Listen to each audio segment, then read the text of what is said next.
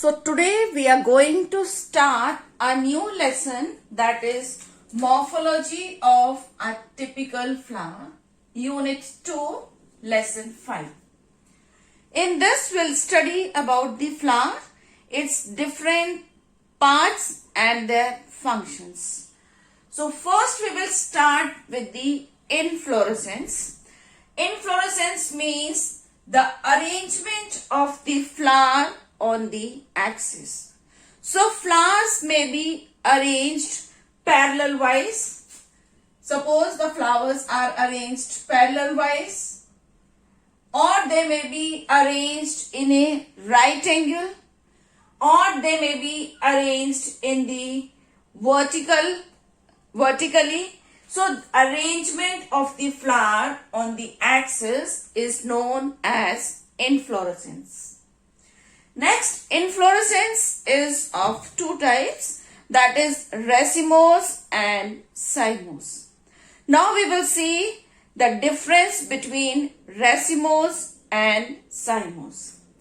So racemose, will see the definition of the racemose. It is indeterminate or indefinite inflorescence in which peduncle or main axis continue to grow indefinitely and is not terminated into a flower.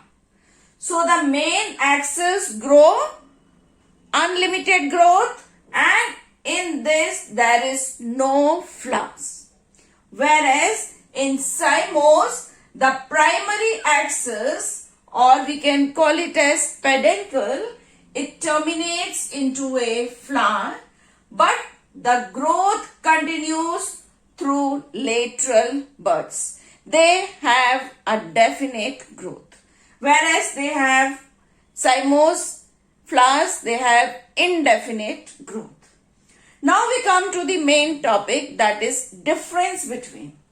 So the first is, it gives rise of flowers in lateral sides, and that is in the acropetal manner, whereas in cymose it is basipetal manner. Now we will see what is acropetal and what is basipetal. Now acropetal means when there is a growth of the axis, on the lateral sides the branches grow. Now these branches grows into the flowers. Now what happens? The lower flowers are older and bigger. The lower flowers are older and bigger, and it grows aerial wise upward. Now the flowers which are upper side, they are younger and smaller. So older, bigger, and younger, smaller. This is known as acropetal manner. This is known as acropetal manner. Older, bigger, and they are on the lower side. This is lower side. Lower side, bigger, older. Upper side, younger, smaller. This is upper side. So this is known as acropetal manner. Now just opposite, we'll see the basipetal manner. Now in basipetal manner, there are different branches. Here only one single. Okay, it continues to grow. But here it has a different branches. See, one branch is this, flower. One branch is this, flower. One branch from here, flower. One branch from here, flower. One from here, flower. One may go from here, flowers. Now in this, the upper ones are bigger and lower ones are smaller. These are bigger and these are smaller. This is known as basipetal. Upper, younger, smaller. Upper, bigger and older. Lower, bigger, older, and here lower are smaller. So difference between acropetal manner and basipetal manner is the first difference between the racemose and cymose inflorescence. Now second we come that main axis continuously grow and branch and flowers are lacking. This main axis, it grows continuously. But in this, the main axis made up of different branches. You can see different branches and limited growth. In this, unlimited growth, unlimited, and here is limited growth. This is the second difference. Now next is the difference. Main axis grow and branch and flowers are lacking, and that is known as monopodial. Monopodial means one axis. It grows, one axis grows, and there is no flowers and branches are lacking in this. Main axis not terminate into flower. Whereas in the cymose, main axis terminates into the flower. Here no flower, here is a flower. So that is why it is known as monopodial. Mono means one, single axis. Now in this, the third is sympodial arrangement. Sympodial means the main axis made up of different branches. There are different branches and limited growth.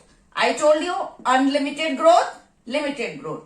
So here is limited growth, and the arrangement of the flowers are sympodial, lower smaller, upper bigger, and main axis grow into different branches. There are many branches. That is why it is known as sympodial. Sym means fused. Sym means fused. So many branches are fused together, then they form a plant, that is sympodial arrangement.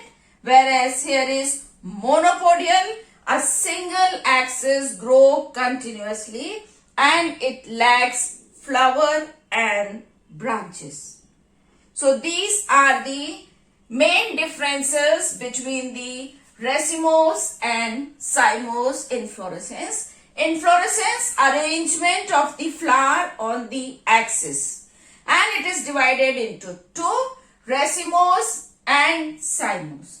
Racemose, it is indeterminate or indefinite inflorescence in which peduncle or the main axis continues to grow indefinitely and not terminate into flowers. No flowers are here. But in cymose, the primary axis of peduncle terminates into a flower, but the growth continues through the lateral buds. Lateral sides the buds will grow. And limited growth. Difference is acropetal manner, basipetal manner. Acropetal means the lower flowers are bigger and upper are smaller and younger. Lower are older and bigger. Whereas in this basipetal manner, upper are bigger and lower are smaller. And there are many branches, they bear the flowers. That is why it is known as sympodial, fusion of many branches. And this is monopodial because of the single axis. So this is the difference between racemose inflorescence and cymose inflorescence, how the flowers are arranged. Now we will see a diagram of a typical flower. Now we will see the structure of a different flower, that is LS of the flower. And this diagram is very important diagram. But you all are studying from the beginning, from the class 6, this diagram. Okay, so I think that you all must be knowing, but then too I'll explain you that this is the LS of a flower. Now what happens in this flower? This lower portion is known as thalamus, or we can call it as receptacle. This is the swollen portion and it protects the whorls of the flower. There are 4 whorls in a flower: calyx, corolla, stamen, pistil. Calyx, corolla, stamen, pistil are the 4 whorls of the flower. They together make a single flower. Okay. So now we will see what are calyx, corolla, stamen and pistil. So this is the thalamus part. It is a swollen parts and all the 4 whorls are arranged on this. So it is known as thalamus, or we can call it as receptacle. Now this green color, we can see these are sepals. Single we call it as sepal and all together we call as calyx. Single, sepal and all together we call it as calyx, and these are green in color. They protect the flower. The sepals, the function is to protect the flower.